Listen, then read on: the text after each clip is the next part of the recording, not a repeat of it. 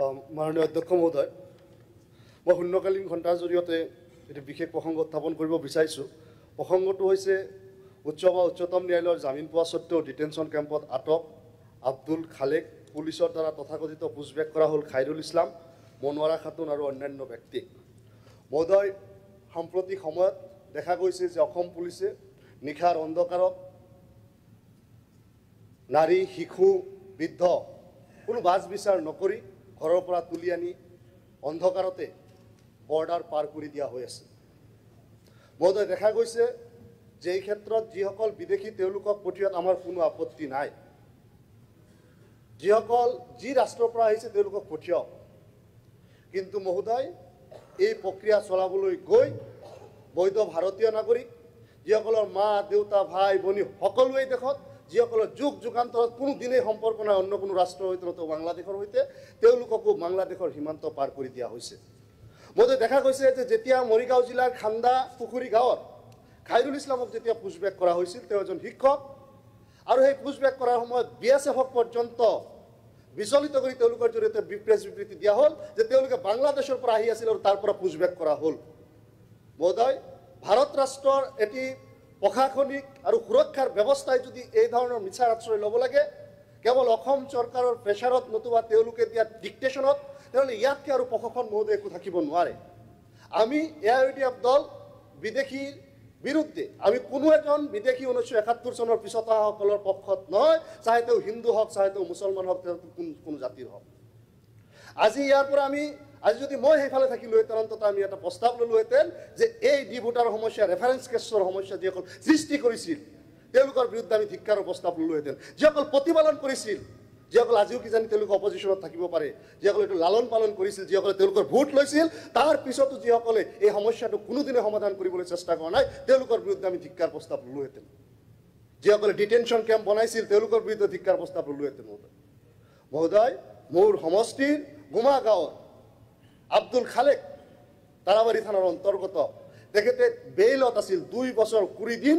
তেখেতে detention camp খাটি হোৱাৰ পিছত বেইলত থকাৰ পিছতো আজিৰ দিনতো তেওঁক ডিটেনশ্যন কেম্পত বন্দী কৰি ৰখা হৈছে। না তেওঁৰ পৰিয়ালৰ সৈতে বিগত 20টা দিনত তেওঁ সম্পৰ্ক কৰিব দিয়া হৈছে, না তেওঁৰ ঘৰৰ মানুহৰ সৈতে কোনো কথা বতৰা বা আইনজীৱীৰ সৈতে কথা বতৰা পাতিব দিয়া হৈছে।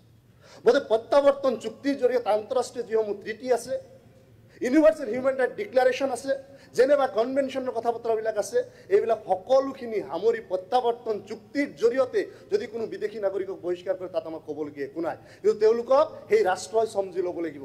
আজি দেখা গৈছে যে অসমত যিসমূহ ট্ৰাইব্যুনেল চলাই থকা হৈছে, এই ট্ৰাইব্যুনেলসমূহ চৰকাৰৰ ডিক্টেশ্যনত চলি থাকে। চৰকাৰৰ গৃহ বিভাগে যি কৈ আছে সেই ডিক্টেশ্যনত চলিব।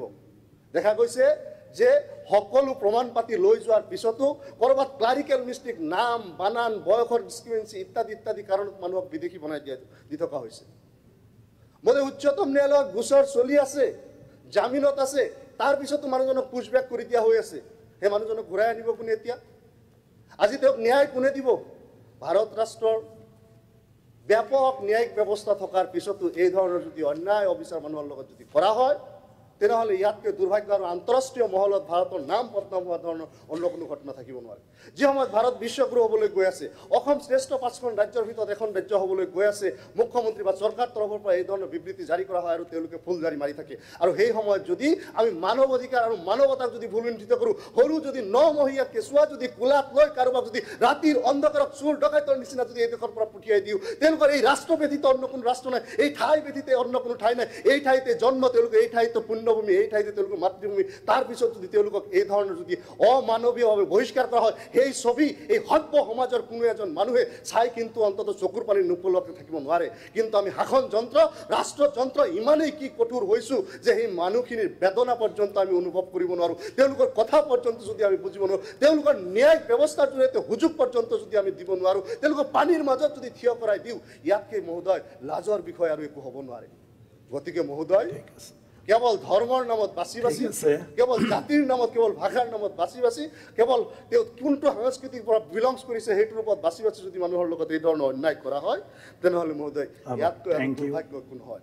গতিকে মহোদয়, আজি এই সদনৰ জৰিয়তে আপোনাৰ মাৰফতত মই অনুৰোধ কৰিছোঁ যে যি ৰাষ্ট্ৰৰ পৰা যোনে আহিছে যদি বাংলাদেশৰ পৰা আহিছে তেওঁলোকৰ লগত উচিত কথা বতৰা পাতি তেওঁলোকক বিতৰণ কৰক বাংলাদেশৰ লগত আলোচনা কৰক দেখিছোঁ যে সংবাদ মাধ্যমত কথা বতৰাবিলাক আহিছে যেতিয়া তেওঁলোকক ৰাতিৰ আন্ধাৰত বৰ্ডাৰটো দাঙি কিনে পাৰ কৰি দিয়া হৈছে তেতিয়া তেওঁলোকে কৈছে যে নাই তেওঁলোকৰ নাগৰিক হ'লে তেওঁলোকে সমজি ল'ব ভাৰতীয় নাগৰিকক কিয় সমজিল আজিৰ দিনতো মহোদয় বহু ঠাইত বাংলাদেশৰ আমাৰ দেশৰ নাগৰিক তেওঁলোকে যিকোনো প্ৰকাৰে হওক তেওঁলোকক পাৰ কৰি দিয়া হৈছে তেওঁলোকে তাতে অনাই বনাই অনাহাৰে অৰ্ধাহাৰে ঘূৰি আছে তেওঁলোকৰ কাৰণে মহোদয় বিহিত ব্যৱস্থা গ্ৰহণ কৰিবলৈ আহ্বান জনাইছোঁ